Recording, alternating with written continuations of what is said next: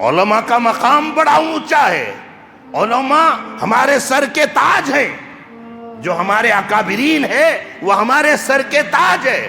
کسی لیڈر نے کہہ دیا کہ علماء نے، مولویوں نے اور اماموں نے لفافہ لیا ہے، اب امام لوگ وہاں چیلنج کر رہے ہیں کہ ایک لفافہ بتا دو کہ ہم نے لیا ہے۔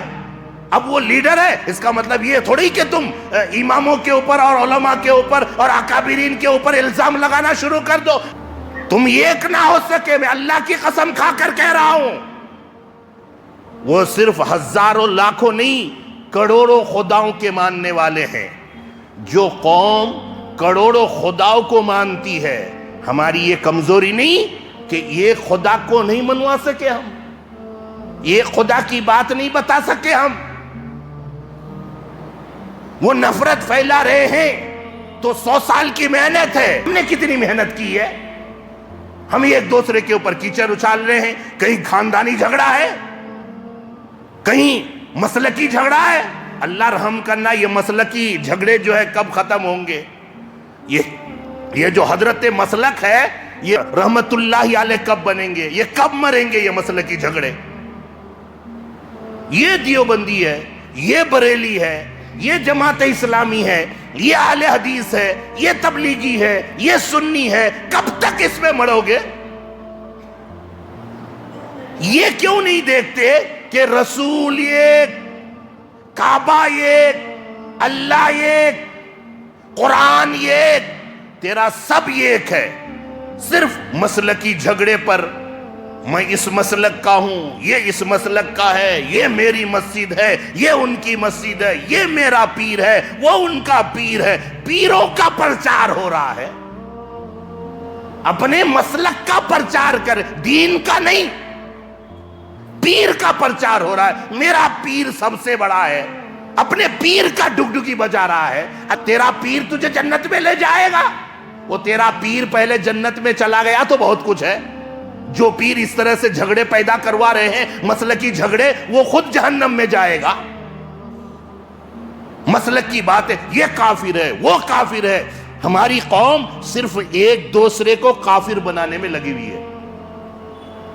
یہ جنتی، وہ جنتی، ابے مرنے کے بعد دیکھے گا کہ کون جنت میں جا رہا ہے، کون۔ فی الحال تو اب دیکھو کیا حالات پیدا ہو گیا ہے ان جھگڑوں سے، ان فتنوں سے۔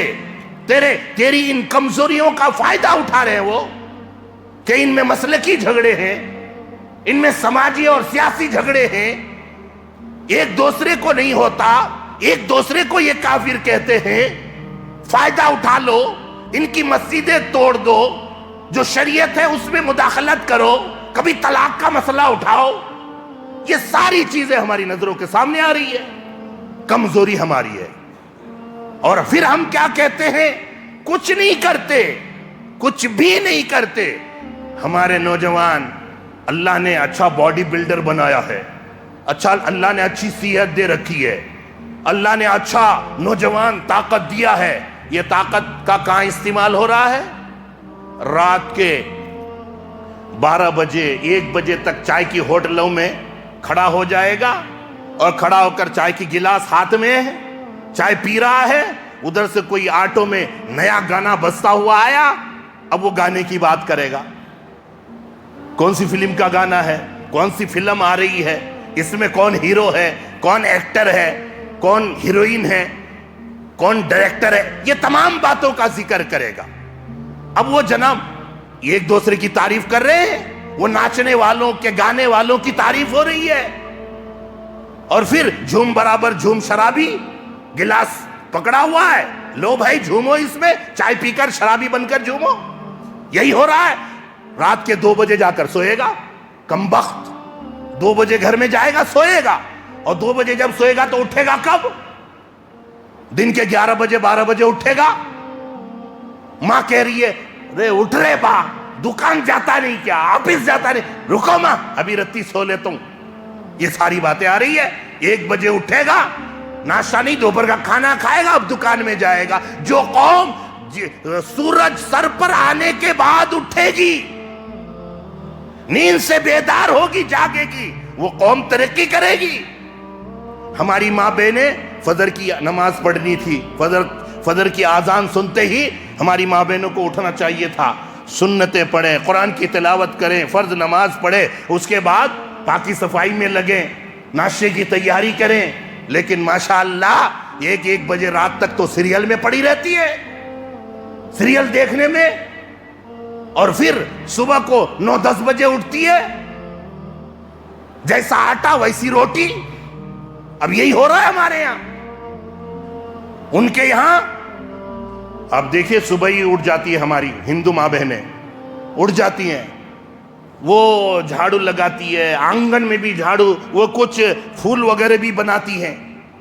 بھئی حضور کا طریقہ کیا رہا؟ عشاء کی نماز کے بعد فوراً سو جاؤ، فجر کی نماز سے پہلے تہجد کے لیے اٹھ جاؤ، تہجد میں اٹھ نہ سکے تو کم سے کم فجر میں اٹھو.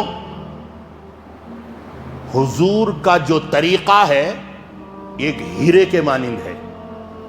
ہیرا چاہے غیر کے پاس رہے تو بھی اس کی قیمت اتنی ہے، ہیرا اگر ہمارے پاس رہے تو بھی قیمت اتنی ہے. جو بھی فالو کرے گا، جو بھی اس کے اوپر عمل کرے گا، وہ کامیاب ہوگا، وہ کامیاب ہوگا. کیا ہو گیا ہماری قوم کو؟ ایک دوسرے کے پیچھے لگے ہوئے ہیں، آگے کے لیے کچھ نہیں سوچتے، اور جب حالات آتے ہیں، اے ہمارے ساتھ ایسا ہو گیا، اے ہماری مسجد چھن گئی، اے ہماری مسجد کو شہید کر دیا گیا. کیا کر رہا ہے تو؟ 1 بجے رات تک چائے کی دکانوں میں دنیا بھر کی باتیں کر رہا ہے. ایسا ماحول بنا. میں نوجوانوں سے کہتا ہوں، آپ میرے بھائی ہیں، میں آپ کا بڑا بھائی ہوں. ایک ماحول بننا چاہیے کہ نوجوان سوچے تو تعلیم کے بارے میں سوچے، نوجوان سوچے تو ہمارے جو ننھے منھے بچے ابھی پڑھنے جاتے ہیں، ان بچوں کو کس طرح سے ہمیں آگے بڑھانا ہے. ان بچوں کو جج، لائر اور IPS، تمام جو گورنمنٹ کے بڑے بڑے وعدے ہیں، ہمیں وہاں تک ان بچوں کو پہنچانا ہے. اس کے بارے میں سوچنا ہے. دین کے بارے میں سوچو کہ صحابہ نے اتنی قربانیاں دی ہے، صحابہ کے حالات ایسے تھے. ان باتوں کے بارے میں کوئی نہیں. ہاں کیا بولتے ہیں آپس میں؟ اب بتاتا ہوں میں آپ کو یہ کیا باتیں کرتے ہیں جب ایسے حالات آ جاتے ہیں. کیا رے ہمیں کرنا، کیا رے کر سکتی؟ بولو، پولیس ان کی، حکومت ان کی، جو باتیں ہوتی ہے میں وہ بتا رہا ہوں معافی کے ساتھ. آپس میں یہ باتیں کرتے ہیں، ہمیں کیا کر سکتی؟ بولو، پولیس بھی ان کی، حکومت بھی ان کی، پاور بھی ان کا، طاقت بھی ان کی، سب ان کا چنا رہے با. ہم نے کیا کرنا ہوتا ہے؟ اس کا مطلب یہ ہوا کہ دین کی کمی ہے تیرے اندر دین کا علم نہیں ہے، تیرے اندر صحابہ کا جذبہ نہیں ہے، تیرا ایمان ابھی مضبوط نہیں ہوا ہے. اسی لیے کہ اللہ طاقت اور پاور کی بنیاد پر فتح نہیں دیتا ہے. اللہ طاقت کی بنیاد پر کسی کو جیت نہیں دیتا. اللہ سچائی کی بنیاد پر جیت دیتا ہے. تاریخ اٹھا کر دیکھ لیجئے آپ.